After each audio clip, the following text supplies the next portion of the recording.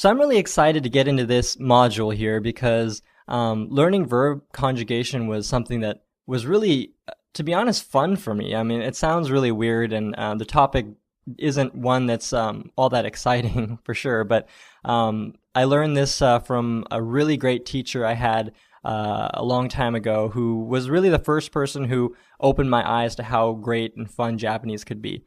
And this is one of the things that really stuck with me and has been really useful over the years. So I'm going to pass it along to you today. But, you know, when you look up a word in the dictionary, and in this particular instance, a verb, they only give you the dictionary form.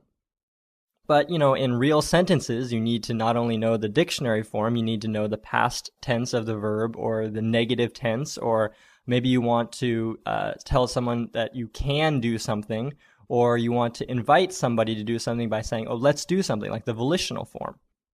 Well, wouldn't it be nice if you could just pick up a dictionary, find a verb that you want to use, and know right away how to conjugate that verb into all these different forms? Well, let's make it happen.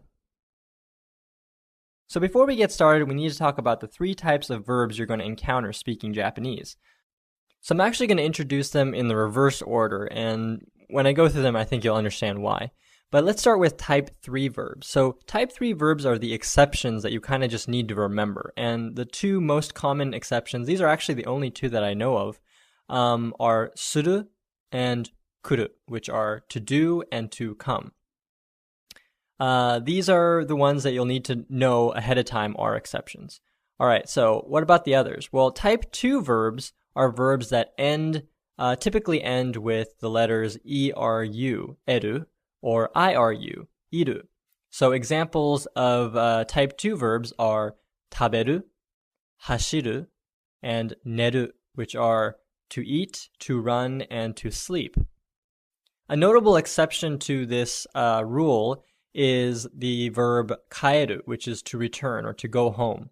Although this ends in eru, it's actually a type 1 verb, which we'll cover now. So if the verb you're looking at doesn't fit into either the type 3 or type 2 category, then you have a type 1 verb. So that's pretty much everything else. Examples of type 1 verbs are nomu, arau, and asobu, which are to drink, to wash, and to play. So to kind of help you visualize what type of verb you're looking at, I've made this pretty simple flowchart here. So you start with your verb, you ask yourself, is it suru or kuru? And if it's a yes, then you have a type 3 verb. If it's no, then you ask yourself, does it end in eru or iru? If it's a yes, that's type 2. And if no, it's a type 1. So pretty straightforward. So the key to conjugating type 1 verbs is using the Japanese alphabet. And this is why I often emphasize to people that learning the Japanese alphabet is really important. So as you probably already know, the Japanese alphabet is based on the 5 sounds a, I, u, e, and o. And by adding letters like k in front of them, you make new sounds like ka, ki, ku, ke, ko, and it kind of just builds that way. So what ends up happening is that each row kind of rhymes with each other. So you can kind of imagine each of those rows as being a line, like an a line, an e line, an u line, a line, and an o line. So what's interesting is that each of these lines represent a conjugation form for verbs. For example, the a line corresponds to the negative form. The e line corresponds to formal. U line is the dictionary form. A line is the capability form, and the O line is the let's form, or the volitional form. So I'm sure that's a little confusing, but let me explain in more detail what I mean by this.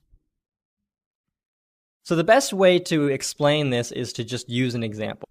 So let's take as an example to drink, which is nomu. So the last letter of that verb is mu. So we want to look at the ma, mi, mu, me, mo line of the alphabet, or column rather. So as we just discussed, no mu is the dictionary form. But by changing that last letter and what follows that last letter, we can quickly conjugate between all the forms. For example, no mu, the dictionary form, can change to no mi masu, which is the formal form. You go all the way up to the top, no ma nai is the negative form. No meru is the capability form, I can drink, and no mo, which is let's drink. And just as a side note, you would probably never hear a Japanese person say no mo u, because the u sound in this case is just an extension of the o sound, so it's no mo. So pretty simple, right? So the only exception is when the last letter is u. So let's look at an example where the last letter is u. So let's look at the verb to wash, which is arau. So the last letter there is u. So you might think to yourself, okay, I want to look at the a, I, u, e, o line. Well, you're almost right. When you have an u as the last letter, you want to look at the line wa, I, u, e, o. So instead of a at the top, you want to use a wa, and that's kind of just the way it is. But everything else is the same. So as before, arau is the dictionary form. If we go up one, araimasu is the formal form. If we go all the way to the top, arawanai is to not wash. We go down one, it's araeru, which is able to wash. And the last one is arao, which is let's wash. So that's pretty easy, right? So all you really need to memorize is what I presented on the previous slide, which is that the a line is negative, the I line is formal, u line is dictionary form, e line is capability form, and o line is volitional form, or let's form. What about type 2 verbs? Well, for type 2 verbs, the key is just dropping the ru. All you have to do is drop the ru, and add the ending to make the other forms. So let's look at the example to eat, taberu. So we have taberu, right, where ru is the last letter. So if we drop the ru and add masu, it is formal. So tabemasu. If we drop the ru and add nai, it becomes the negative form, tabenai. If we go down and drop the ru and make it reru, then we have the capability form, tabereru. And the last one is if we drop the ru and add yo, then we have tabeyo, which is the volitional form, or the let's form. So let's look at just one more example to really drill that one in. So let's look at the verb to sleep, which is neru. So let's start with neru. We go up, nemasu, which is formal, nenai, which is to not sleep. Going down, we have nereru, which is capability form. And then the last one, neyo, which is let's sleep. So the last one are the type 3 verbs, and I hate to say it, but the key to this one is just memorization. But luckily, there are only 2 that you really need to memorize. So let's start with the first one, to do, which is suru. So the negative form of suru is shinai. Shinai. The formal form of to do is shimasu. All right, and then we have the dictionary form suru, and then the capability form is kind of completely different. It is dekiru. Dekiru, that's capability, I can do. And the last one is shio, which is the volitional form. So as you can see, the verb to do doesn't really follow any of the 2 rules that we've set out for type 1 and type 2 verbs, and that's why it's an exception.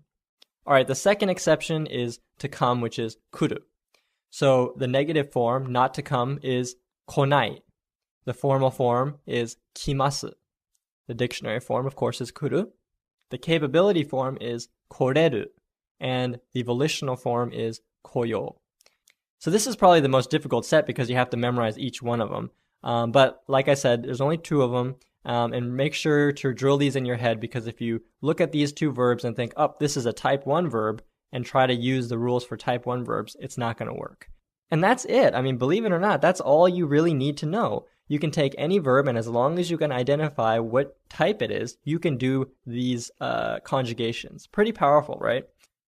So I encourage you to try this on your own, because the more you do it, the more it'll become second nature, and after a while you won't even need to think about whether it's a type 1, 2, or 3 verb, and you'll just be able to conjugate it just as a native speaker would. So that pretty much wraps up Module 4. Hopefully you found the information in this module useful, and once you're ready to move on, I'll see you in Module 5, where we'll talk about past, present, and future tenses.